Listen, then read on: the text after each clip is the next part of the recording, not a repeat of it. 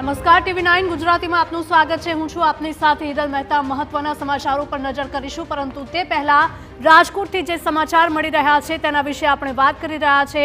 રાજકોટમાં આ સમગ્ર મામલે રાજકુમાર જાટનું ફોરેન્સિક રિપોર્ટ સામે આવ્યો છે। રાજકુમાર જાટના મોત મામલે મોટા સમાચાર સામે આવી રહ્યા છે। ફોરેન્સિક રિપોર્ટમાં અનેક ચોંકાવનારી હકીકતો સામે આવી છે। રાજકુમારના શરીરમાં લાકડી જેવા પદાર્થથી ઈજાના નિશાનો જોવા મળ્યા।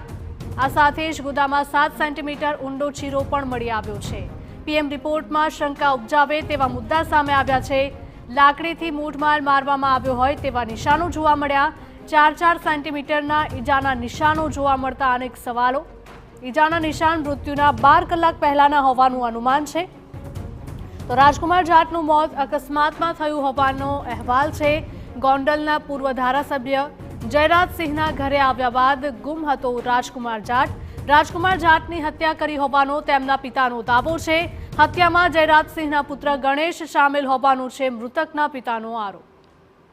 સંવાદદાતા રોનક જોડાયા છે ફોન લાઈન પર। રોનક, જણાવશો કે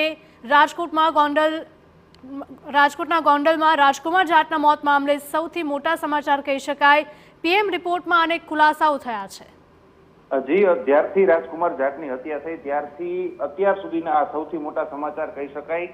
કારણ કે જે ફોરેન્સિક રિપોર્ટ સામે આવ્યો છે, અત્યાર સુધી જે પ્રાથમિક જે પોસ્ટમોર્ટમ હતું તેનો રિપોર્ટ સામે આવ્યો હતો ને હવે ફોરેન્સિક રિપોર્ટ જે છે તે સામે આવ્યો છે ને તેમાં અનેક ચોંકાવનારી હકીકતો સામે આવી છે। અનેક મુદ્દાઓ એવા છે કે જે શંકા ઉપજાવનારા છે।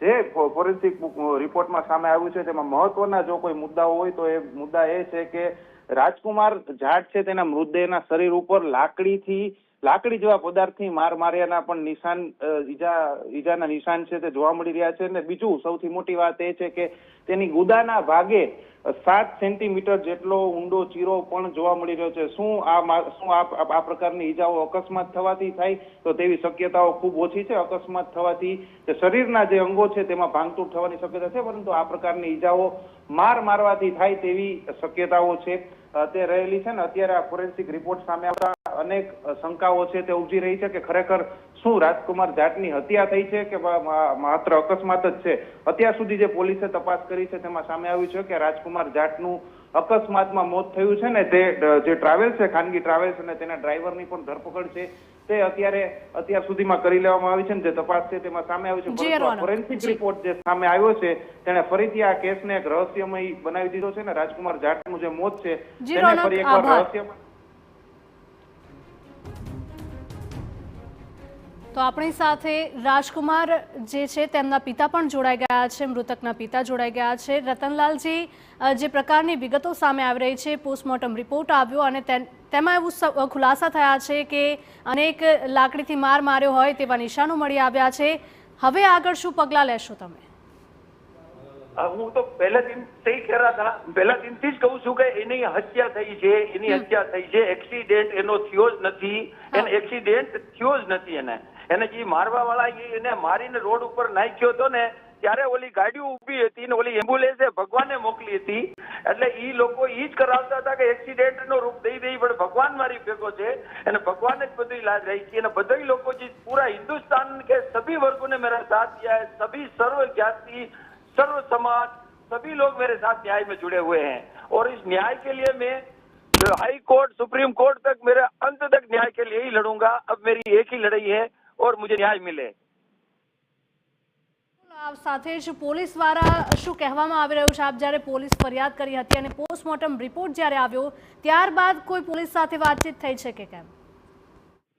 पुलिस तो शुरू से ही इसमें ही मिली हुई थी कि इसको छुपाने में ही लगी थी शुरू से ही। जब वो बॉडी वहाँ रखी हुई थी सिविल हॉस्पिटल में और वो लोग मेरे को इधर उधर घुमा रहे थे गोल गोल, तभी से मेरे को डाउट हो गया कि पुलिस मिली हुई है। मैं शुरू से ही कह रहा हूँ कि जहाँ हमारे ये घटना घटी उस जगह का सीसीटीवी फुटेज चाहिए हमको, वो दिखा दो सब पता चल जाएगा। वो सीसीटीवी फुटेज जो पुलिस ने दिखाए हैं उसमें एक गाड़ी दिख रही है, एक आप जो वीटीवी है उसने जो वो बाहर वो दे रखा है फुटेज, उसमें पीछे एक गाड़ी चल रही है, आप भी ध्यान से देखना वो गाड़ी चल रही है। सब लोगों को दिख रहा है कि वो गाड़ी पीछे गन पॉइंट पे लड़के को चलाया जा रहा है, सब दिख रहा है क्या? और अब तो पूरा देश जान गया है ये मेरे को न्याय मिलना चाहिए बस, और मैं न्याय के लिए लड़ रहा हूँ। अब न्याय के लिए हूँ मैं। हमारे साथ जुड़े उसके बदल धन्यवाद।